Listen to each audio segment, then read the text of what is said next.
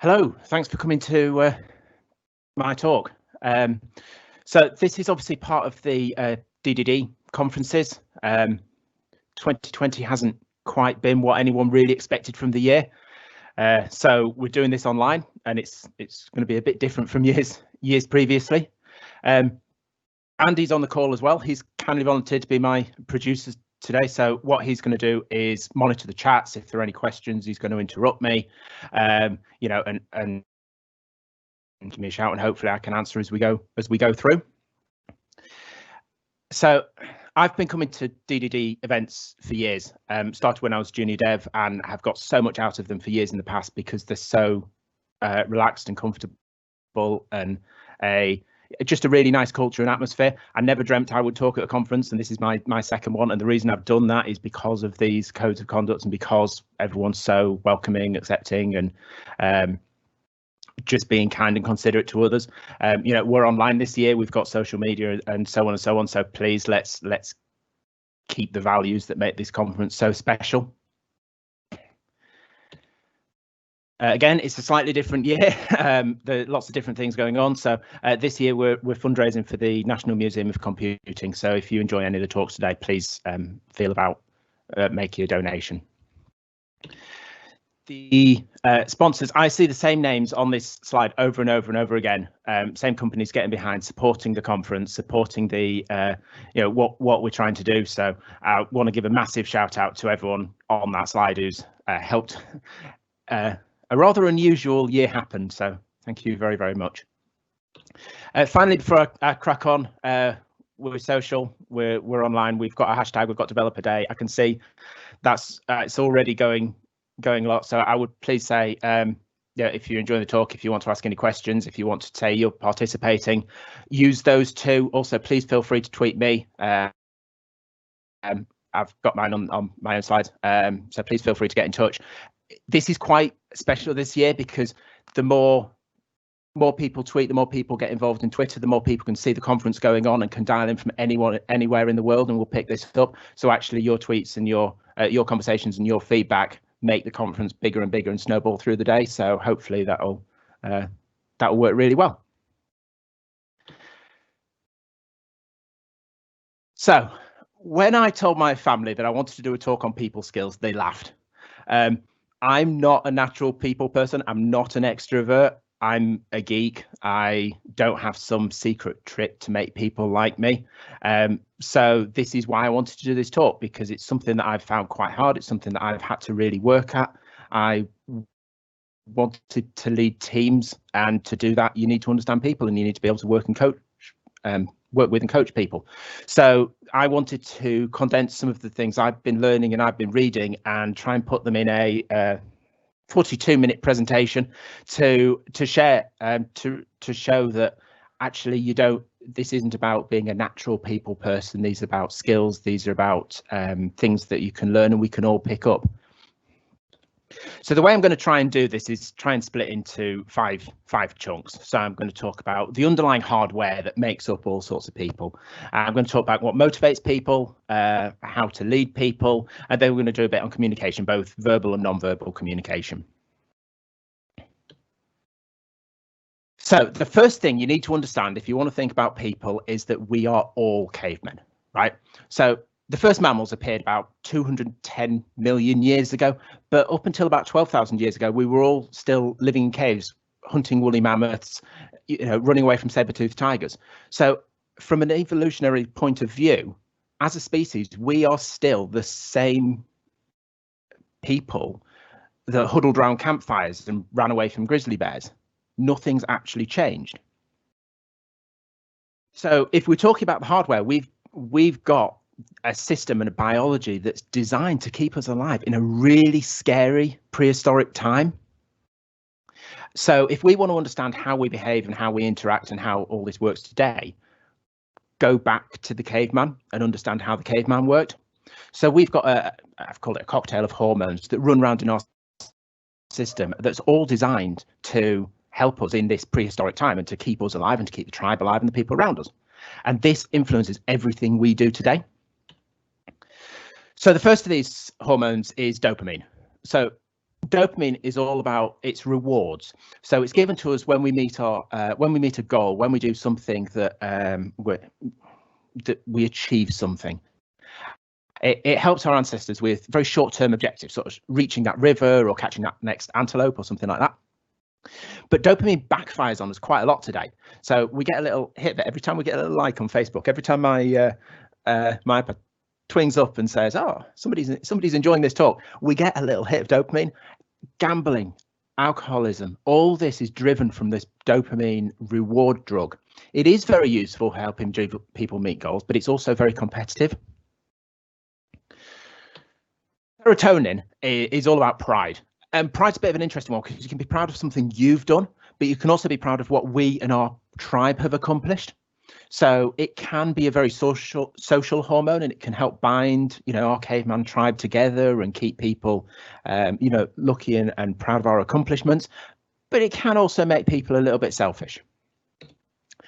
Oxytocin, right? This is the big one. Anyone who's ever been to any NCT classes or anything like that, oxytocin. So this oxytocin is all about family. It's all about tribes. It's all about groups. It's released when we do nice things for people and when people do nice things for us. When somebody brings cake into the office, or you take cake into the office and you feel that nice little buzz. When you do the washing up before your wife comes downstairs or whatever, that's you're doing something to contribute to the wider tribe, and we feel happy about it. And that's because our biology is hardwired to help us live in tribes, because if we didn't do that, we'd be solitary creatures, and the saber-toothed tigers would have got us 12,000 years ago.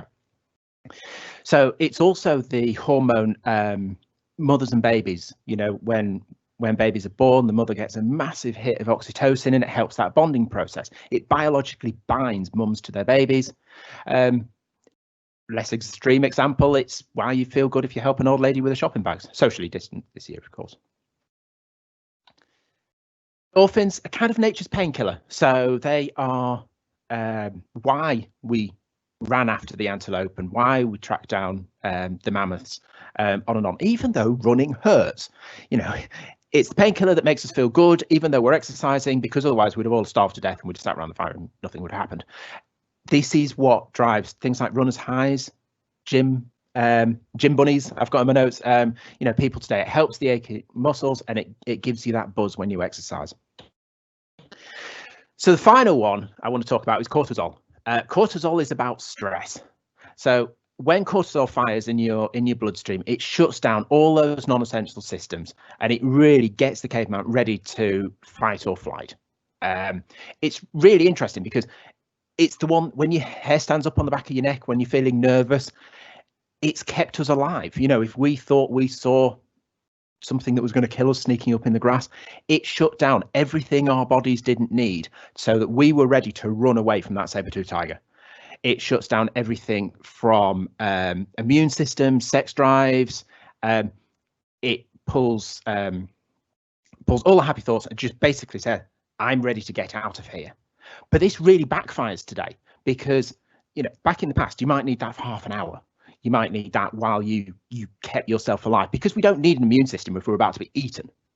But today, it's really dangerous because our stresses now tend to be longer terms. They tend to be big projects at work. They tend to be a bad boss. They tend to be something like that. And which means people are living under stress for days, weeks on end. And our bodies were never designed to handle that. If you actually delve into some of the statistics behind what happens when people live under stress, it's terrifying in terms of heart attacks, strokes, cancer. All the rates of people dying from cancer go way, way up for people in high stress jobs. So one to very, very much be aware of. So terrifying health statistics aside, there's a couple of things that happen when your cortisol levels go up today. Imagine there are two parts to your brain. One is the human, is the the logical thinker, the calm person who just sits there and thinks things through. And the other is the caveman. And when the cortisol starts rising, that logical thinker goes and hides in the cave, and that caveman gets out and gets you out of trouble. But he only knows how to do two things: fight and flight. So when that cortisol level goes up,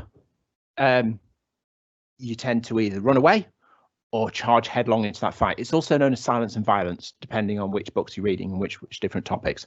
So we're going to come back to this. Silence and violence.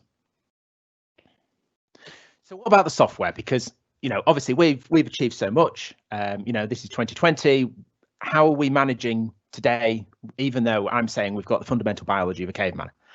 So the best way to describe this is actually to do with London taxi drivers. So those of you who aren't in the UK, haven't visited London, it's insanely complicated, right? There's back roads, alleys, all sorts. I've been to London a couple of times. I do not know my way around. So taxi drivers in London have to pass a test before the license to drive a taxi called the knowledge, which basically helps people. It shows that the taxi driver knows their way around and can actually get from A to B and won't get massively lost. It's about a reputational thing. So a bunch of neuroscientists decided to study taxi drivers in London and to do MRI brain scans of them to see whether their brains were any different to somebody like me who goes to London and gets completely lost. And what they discovered, that the parts of the brain that handle that sort of spatial awareness and that mapping were vastly overdeveloped in these taxi drivers. Which means that either people who have, you know, very, very, very, very high spatial awareness all become London taxi drivers, or, and this is what they published in the results, that your brain actually physically restructures its own architecture to deal with the situation that it's found itself in. So in other words, if you were to take one of our caveman ancestors with enough support, they probably could adapt to life in 2020 and maybe drive taxis. But because their brain will constantly adapt and will constantly adapt to the new challenges to allow them to do what they physically could not have got their heads around before, which I found really fascinating. So a bit about motivation. So now we understand the building blocks of, you know, what fundamentally makes up people, all of us. I want to talk a little bit about what motivates them, what keeps people engaged on tasks, and so on and so on. So back in the Industrial Revolution, much of the work was very simple, it was very monotonous, it was high volume, you know, mills over and over and over again. And people tended to be paid by the item, you know, and somebody who was really good at the job would earn a lot more money than somebody who just started, because they could produce more of this item, they could do more of this work, and so on. And it was really, really effective. And what happens is every time somebody completes a task, they know they're getting a little bit extra money, and that dopamine fires in their head and keeps them on track. And then obviously they become more competitive, and you get who's the best person in the factory, and so on. But this kind of falls down in a lot of the jobs we want to do today. I mean, would you really want to reward a heart surgeon, for example, on how many operations he can perform during the day? Because then he'll be trying to get people through the theatre doors as fast as he possibly can. Whereas really, we want to slow down, do a good job, and have people focused on the task, not on those short-term dopamine hits. So Dan Pink has written an absolutely fantastic book about this called Drive. And he tells us that there are basically 3 things that people want if they want to feel motivated in a role. And assuming, as this is a developer conference, lots of people here are working software teams and Scrum teams, this absolutely applies. So take trivial things like money out of the equation, and just like we're not too worried about where we're going to get lunch from, or, you know, is the roof going to cave in, or you know, safety. Take things like that out of the equation, reward people fairly. But what people want to be motivated in a good job today are autonomy, purpose, and mastery. In other words, give me a job and let me decide how to get on and do it in the best way I think possible. Purpose is about understanding the end goal, understanding what is the vision, what are we actually trying to achieve with that role. Don't just get me to move widget A to widget B.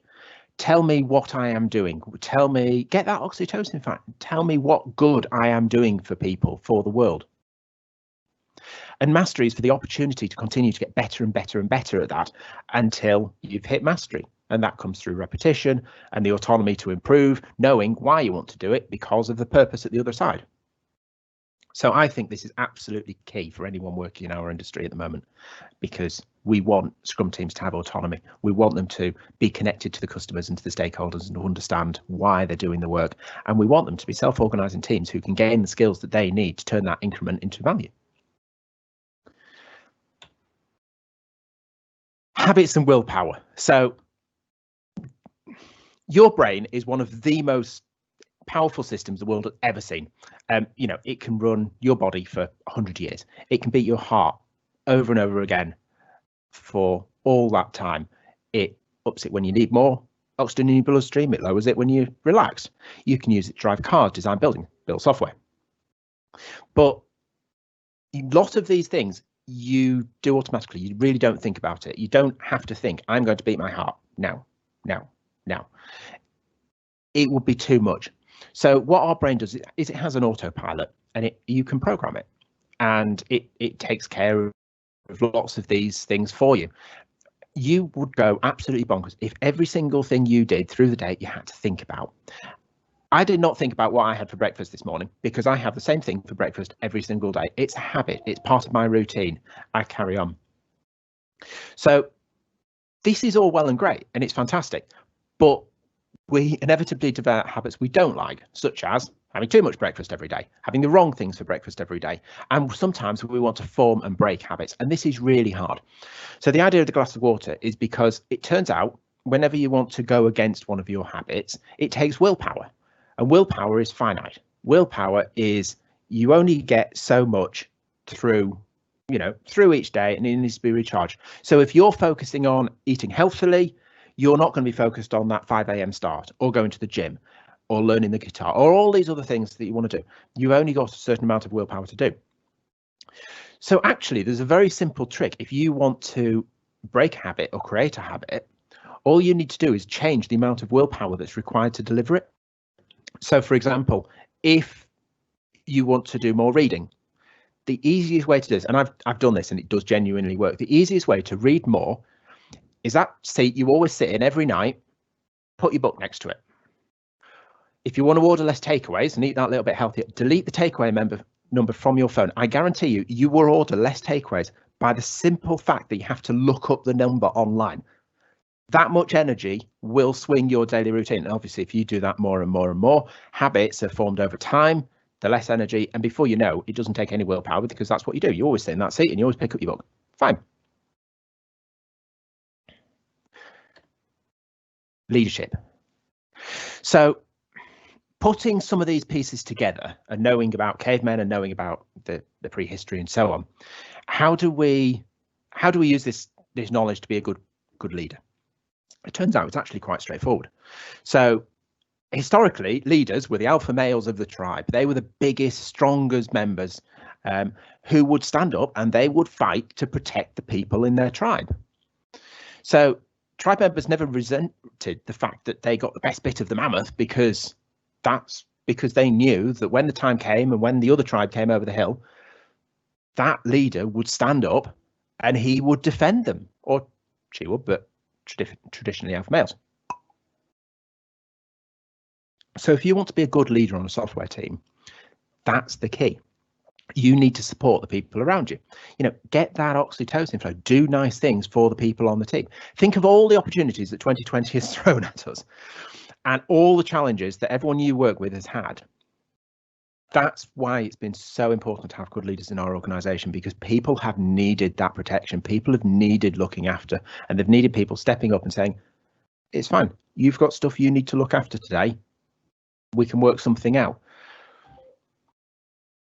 Because what will happen is if you look after people when they need you, you can guarantee that when you need something that your tribe to rally behind, they'll be right there to help you hit that big deadline, to hit that big goal. But what leaders do not do is take advantage of the tribe.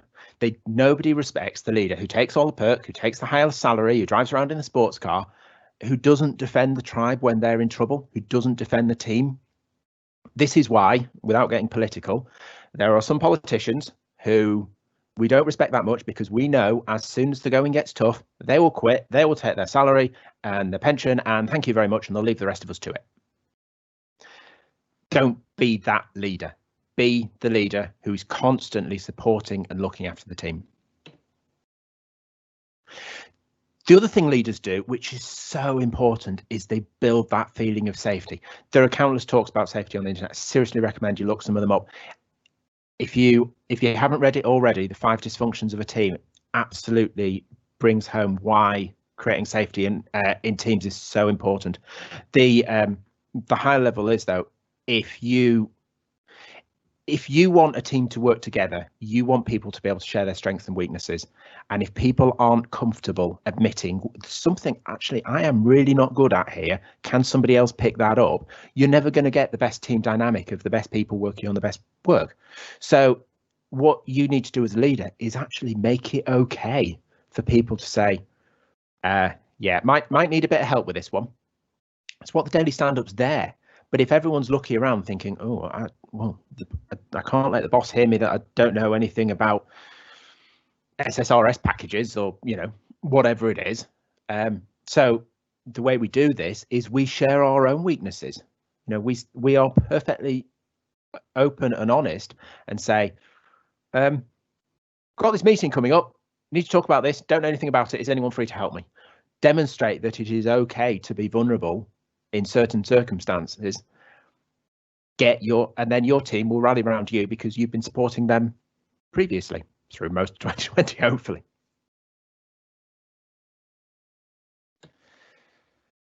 So the communication is one of the obviously one of the key parts about people interacting with people.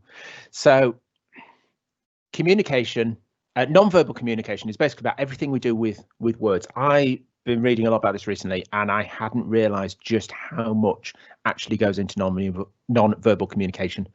Everything from how you're sitting to what you're wearing to how loud you're speaking, all of that, which room you choose for the meeting, whether you have your webcam on or not, that is all part of non-verbal communication. What scientists don't entirely agree on is how much of communication is non-verbal, but they all do agree that it's a lot. So, give you an example. That'll be fun. That'll be fun. Two different ways, completely different meaning. Which one do we actually think is going to be the most interesting session? So I had never put personal space into non-verbal communication, but it really is. So we all know that round our bodies, roughly arm's length, we have a personal space bubble, which we only let people in who we are really comfortable with. Family members, children, that sort of thing. If somebody starts encroaching on our personal space, they get the hairs on the back of our neck stand up. We don't like it. We become really, really uncomfortable. It's slightly different depending on different parts of the body. It also changes slightly because of gender, where people are comfortable with people a bit closer and so on. But generally, it's about arm strike range. We don't like people that we don't know very well within, effectively, the range they could hit us. We like them to be outside that. That's the range for a normal conversation. It's also worth mentioning that is slightly different from culture to culture. In some cultures, people are much more comfortable living and standing much closer together. In other cultures, we like around a meter. What I hadn't realised is there's actually another personal space beyond that. Once you get over about 4 or 5 feet away from somebody, it's the cash point zone, right? You could stand behind somebody at a cash point and be outside their personal space, but you would feel uncomfortable and they would feel uncomfortable because this unwritten rule of non-verbal communication is being broken. It's about formality distance. So actually, you want to take that step forward to give them their privacy because you're not looking at their pin and so on. And it's another range of what is acceptable personal space. What's interesting is that actually you can inadvertently create this exact same thing when you're talking with somebody. So if you step too far back when you're having a conversation or you sit the other side of a desk, it actually makes the conversation a lot more formal because then you're out of the friend comfort, have a normal conversation. You're taking a step back and you're having a distance conversation. So beware. There might be times you want to have that formal space. Actually, there might be times you want to reassure somebody and you want to coach somebody, and don't do that from the other side of a desk. So it turns out people are actually really good at recognizing emotions.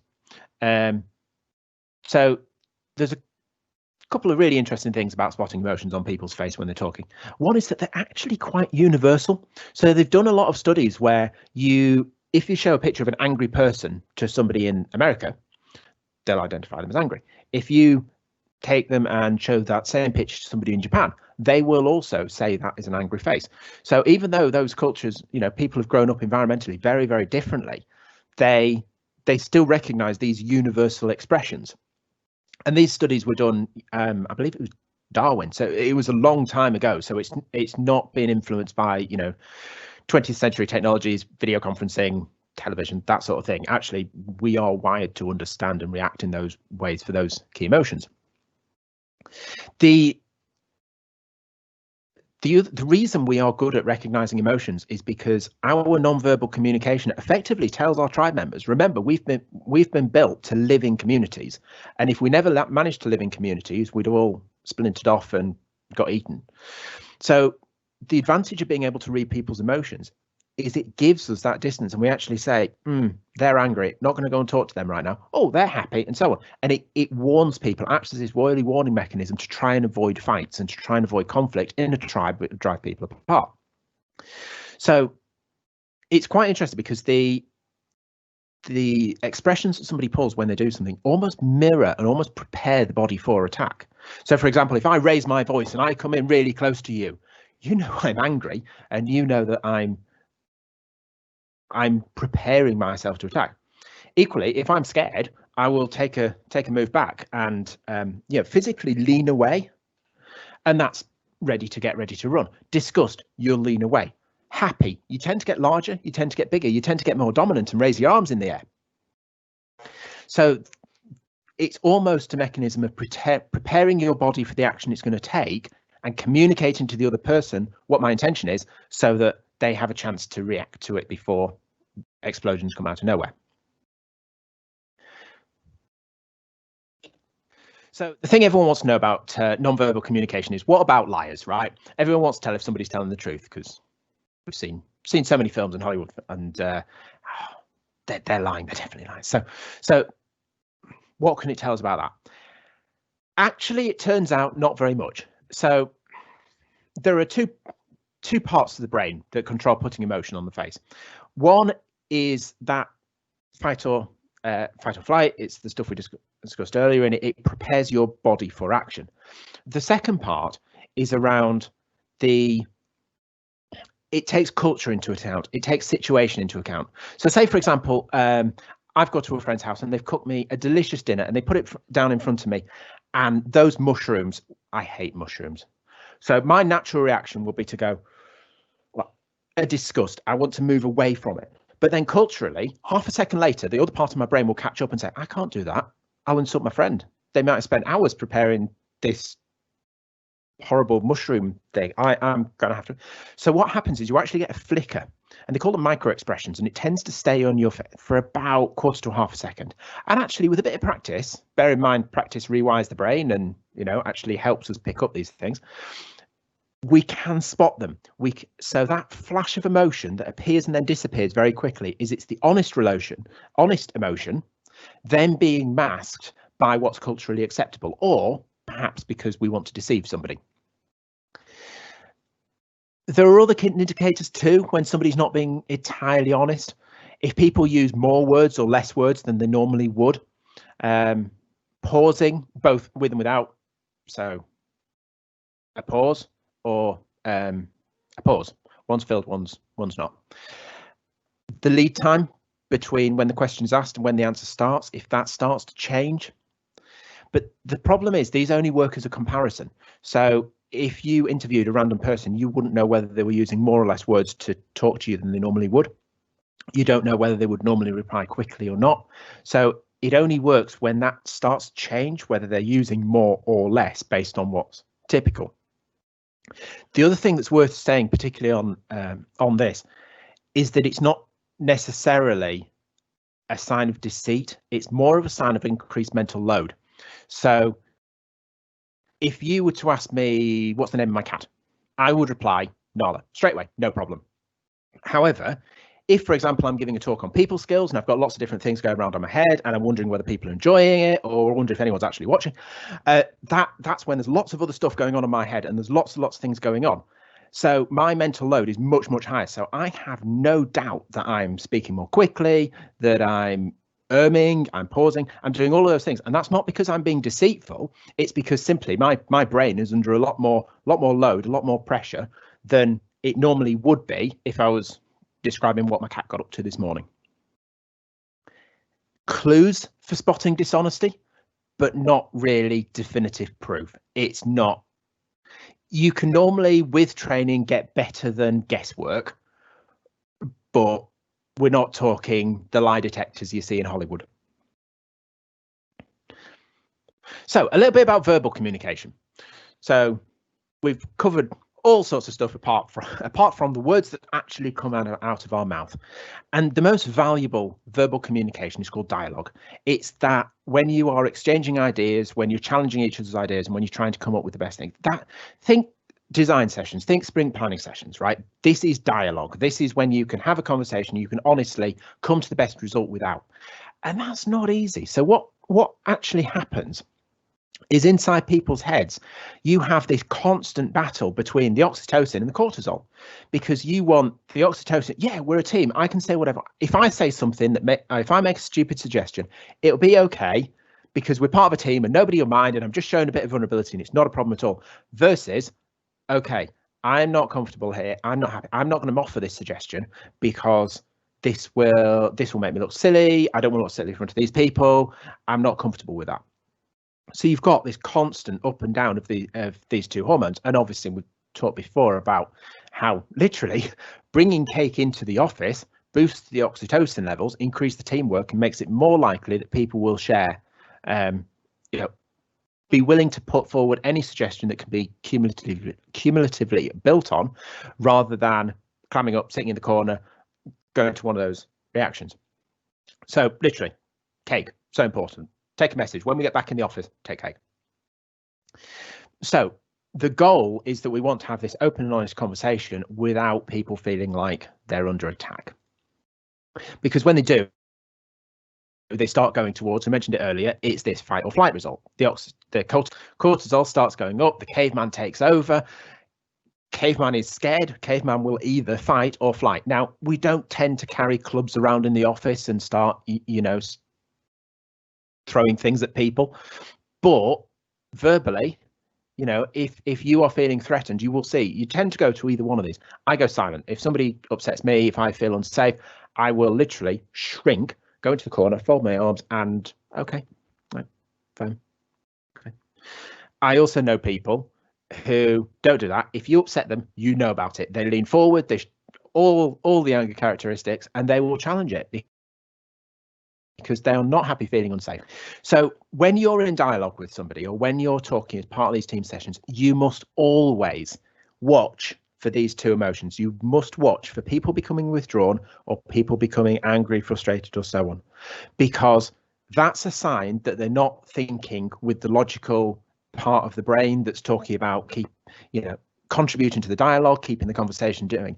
It's a sign that the caveman's starting to take over, and it's a sign that actually they are really not feeling comfortable in this conversation. So what you want to do is obviously calm them. It's okay, don't like that idea, but keep bringing them forward, because you want to get them back on track so you can re-enter that dialogue. The best way I've found to do that is to reiterate. Generally, you're in a conversation because you have a mutual purpose. You want to design the best system. You want to work out which the best restaurant is you want to go to. You have a mutual purpose that you're both trying to achieve. More often than not, you're talking about what you disagree. The conflict becomes when you disagree about how to get there. I might think this is the best software design, whereas you might actually know that that's the best one. Reiterating that mutual purpose and going with what we actually want to achieve, calm the situation down, right, take a break, it's fine. The other thing, it's seriously is underrated, is an apology.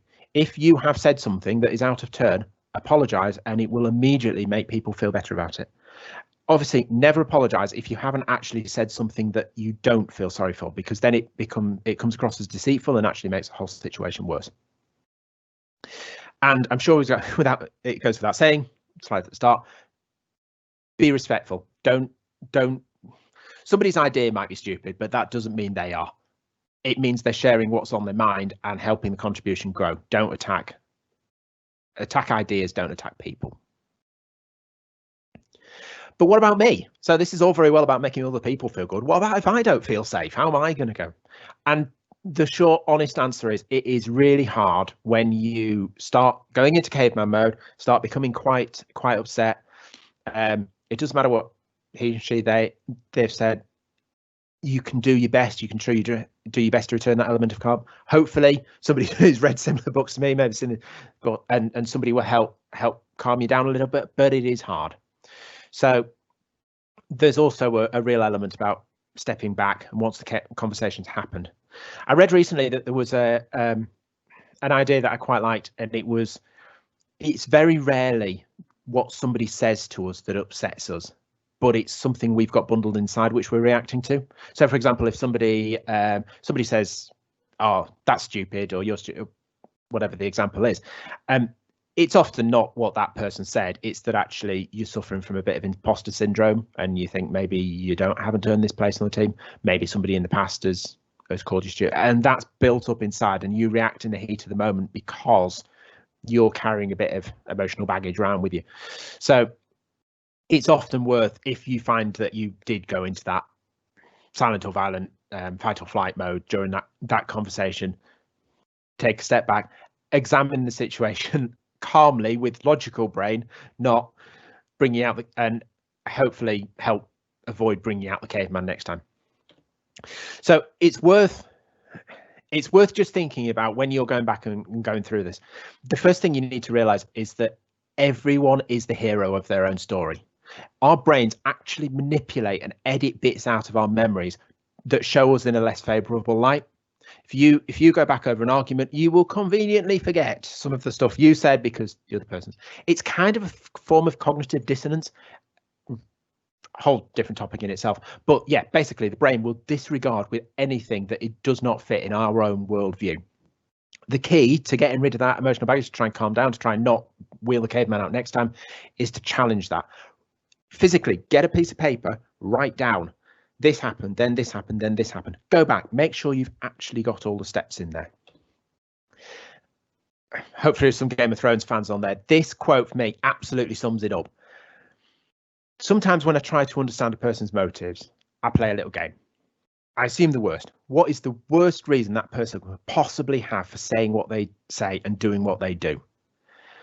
I'm not sure it's great advice, but it absolutely sums up what our minds do. When somebody says something, we don't know what's going on in their head.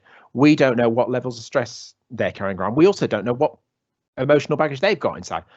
So our brain fills in the gaps for us. And generally, we follow Peter Baelish's advice and come up with what is the worst reason somebody could have had for saying that to us. It's usually not that. When you're filling out these stories, be really aware of victims and villains. So if you're filling out the story and you're writing it down on your notes and you're saying, if we start to describe ourselves as just a helpless victim who could not have done more to avoid this situation, or the other person as an evil villain who was just irrational and just really had it in for me, that's a really good indicator that your brain's playing this little trick to just make you the hero, make you feel better about the situation. So finish the story, fill in that character, the other character's motivations, and go in there and actually understand what maybe you could have done differently, and you maybe weren't so much of a victim, and maybe that person wasn't acting so irrational. Get rid of that, whatever it is, which hopefully will stop you wheeling out the caveman next time you need. So I've done a whistle-stop tour of people. We've talked about the underlying hardware, the hormones of what actually makes us all run. We've talked about what motivates people. We talked about dopamine-driven motivation. We've also talked about intrinsic motivation, where people actually just want to solve the challenge. Talked a bit about leadership, a bit about leadership is about protection and looking after people. It's not about taking all the perks. We talked about non-verbal. We've talked about verbal communication. So unfortunately, this talk comes with homework, right? So don't just You can say, oh yeah, that was a fantastic talk. So the homework is, I want you to go away and think about a conversation that you've had recently that didn't really go the way you want it to, either because you've overreacted or because you feel the other person's overreacted. And I want you to go and I want you to write down that list of the things that happened. And I want you to go through it. Is that person really the villain you made them out to be? Are you really so helpless in this situation that you can't do anything to solve it? Because I'd be willing to bet chances are it's your brain playing tricks on you.